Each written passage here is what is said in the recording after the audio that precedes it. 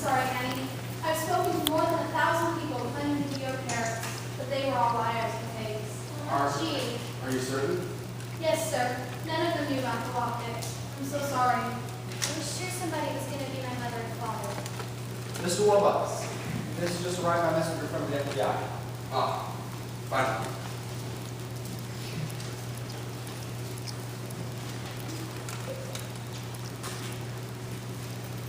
Agent Gunderson has located the manufacturer of Annie's locket. It's in Utica, New York. Oh, boy! Over 90,000 remains. Oh, gee. Annie, I'm afraid the FBI doesn't think that there's a chance in a million of chasing your parents through the locket. I'm sorry. That's okay. You did your best. Anyway, I guess you're taking your long without folks. You didn't turn out so bad.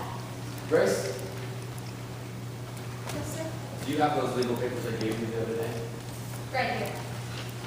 Annie?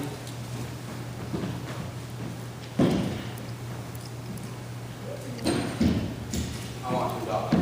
Adopt me? Yes or no? If I can't have my real mother and father, there's no one in the world I'd rather have their father than you, Mr. Murdoch. Annie, this isn't going to be just an adoption. It's going to be a celebration, and you can have anyone in the world you want to come to it. Who would you like? Well, I guess I like Miss Sparrow, and Mr. Drake, and Mrs. Q, and well, everybody here. Drake? Yes, sir? Tell the staff to get spiffed up. They're going to be the guests at Annie's adoption party. Yes, sir. Oh, It'll be way past their bedtime by now. But I'll tell you what. I can have everyone in the orphanage here tomorrow for a big Christmas party. Sandy too? Why not? Annie, I'm the luckiest man in the world. And I'm the luckiest kid.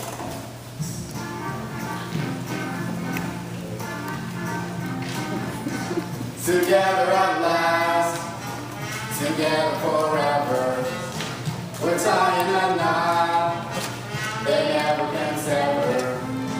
I don't need sunshine now to turn my skies to blue.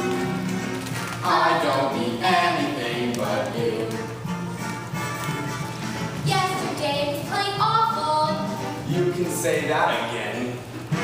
Yesterday was plain awful. But that's Not now. That's then. I'm poor as a mouse. I'm richer than Maya, but not Connor. And if tomorrow I'm an apple Seller too.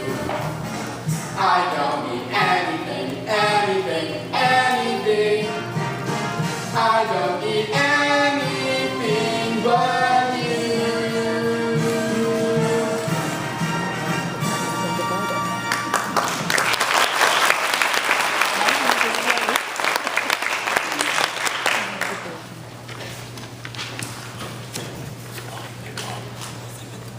Excuse us, folks. Surely, look, there's our Annie. Who are you?